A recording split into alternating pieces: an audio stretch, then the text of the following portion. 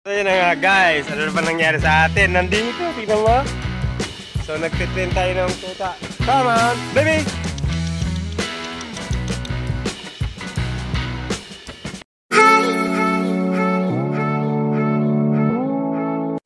Good afternoon mga Karabs Farming TV. So na nga guys, update lang natin yung ating alagang aso, yung mga Belgian Malinois natin. So ano na ba nangyari sa 1 month and 3 weeks? So 1 month and 3 weeks guys, ano ba nangyari sa ating alagang aso? So ano na ba yung naipagawa natin? At ano na ba yung naibaksin natin?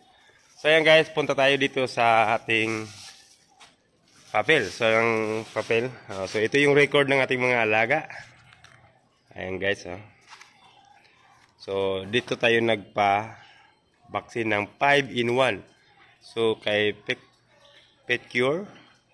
Pet Care Service sa Pandi, Bulacan. So kay Dr. si Dr. Bernard Gonzalez. So yan na guys, so ito yung natin ng aso.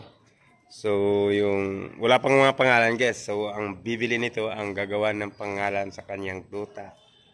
So ito mayroon tayong Puppy 1 2.0. So ang kilo niya guys 2.0. Nagkaroon na siya ng 5-in-1 nung December 28, 2023. Ayun guys. Saka na-deworm na rin natin ng December 27, 2023. So ayun. Puppy 1 yun guys. So ito naman si Puppy 2. Ito yung Puppy 2 guys. Si yan Puppy 2. 2.2 ang kilo. So natin ng isang vaccine 5-in-1. Importante yung 5-in-1 guys sa aso. Importante guys dahil baka magkaroon siya ng sakit or mga sakit na pang di karaniwan sa aso, yung katulad ng parvo. Ayan. Na-deworm na rin natin to noong December 27. So ayan guys, si Puppy 3. Yan, December 28, 2023 din. So, na-vaccine na natin ng 5-in-1. So, ang ginagamit niya guys ay Listosifera canicola. So, yan yung pag-5-in-1 guys. Dito tayo nagpaano kay Dr. Bernard A. Gonzalez. Licensed doctor to guys, veterinary. So, kasi kailangan natin dun sa mga veterinary guys kasi vaccine yung gagawin.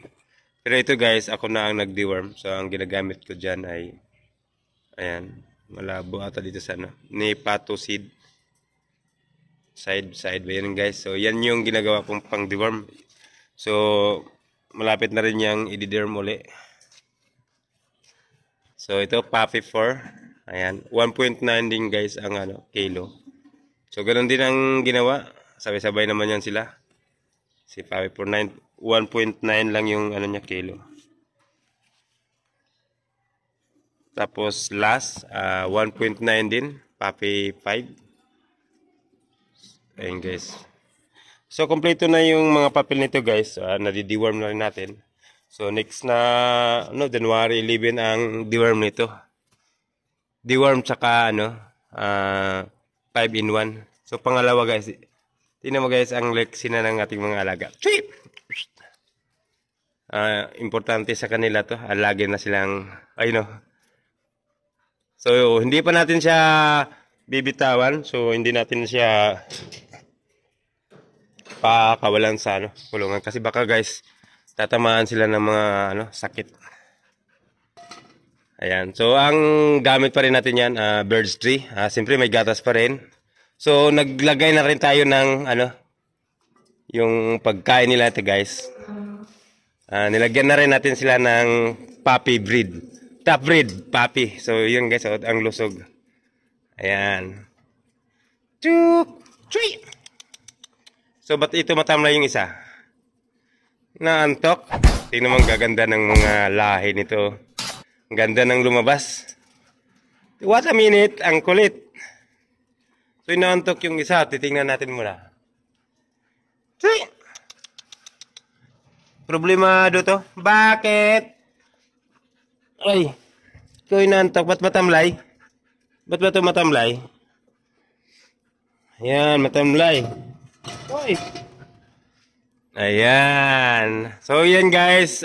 Kung gusto nyo ng Belgian Malinois na tuta, so, available na yan dito sa ating Rob's Farming TV. So, pwede kayong mag-ano guys sa aking FB page, John Ridofy.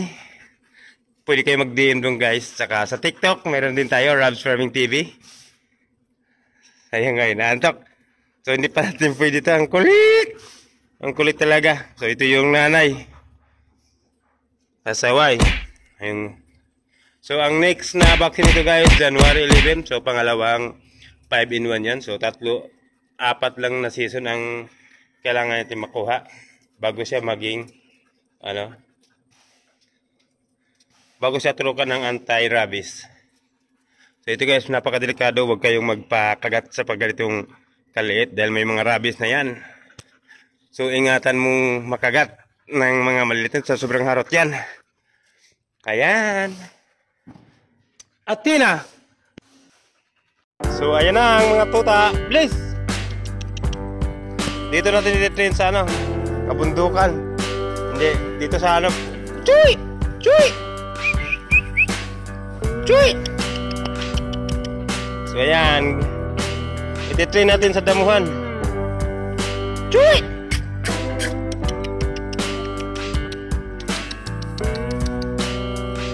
Aha. Mga warrior ko na to guys. Tingnan mo ha. Chuy! Chuy! La!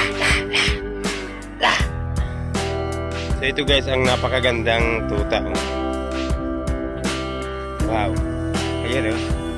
Sobrang ganda ng kulay. Ito oh. Grabe.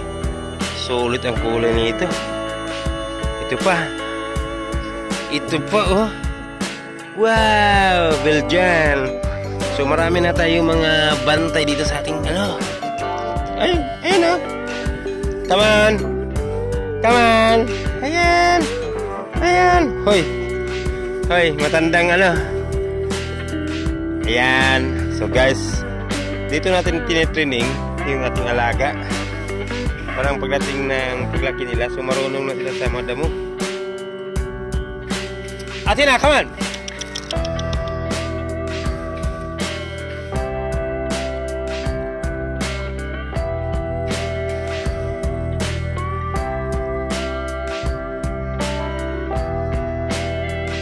Kulit. So, ayaw na magpadidi yung nanay. So, nasaktan na yung nanay. Dahil malalaki na guys. Nasasaktan na yung ang lakas dumidi. May gatas pa yun ha. May nag-alalay pa ng gatas yan. So, perfect na yung ating alaga na yan. Buhay na yan.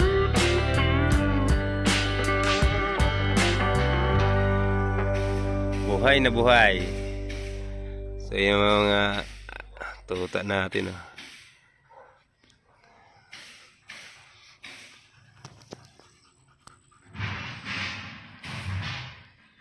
So, ang ganda ng lahi ng aso na yun guys. Pure yan. Ayun oh. Tsaka yung sauce. Come on sauce. Sauce. So, yan yung tatay. Sobrang yung lahi ang ganda. Sobra.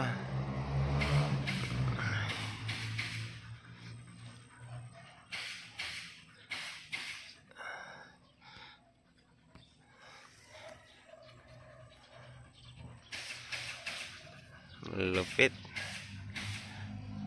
So medyo na yan guys, matibay na yung pundasyon ng katawan nila niyan.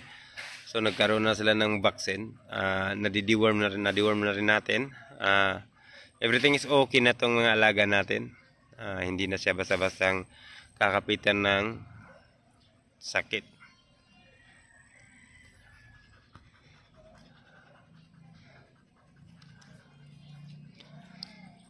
Ayan. So dito Dito natin ititrain yung ating alaga.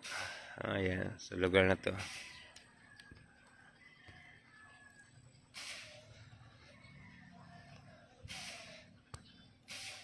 Ubos yung didi ng nanay.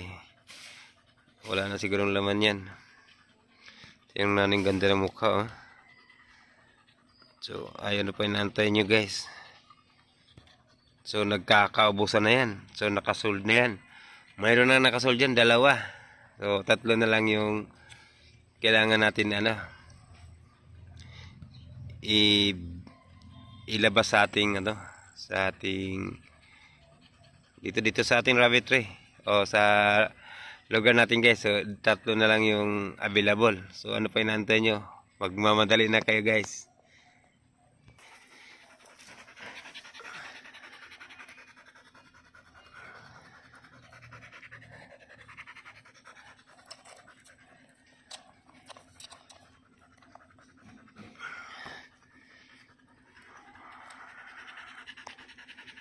So, come on natin,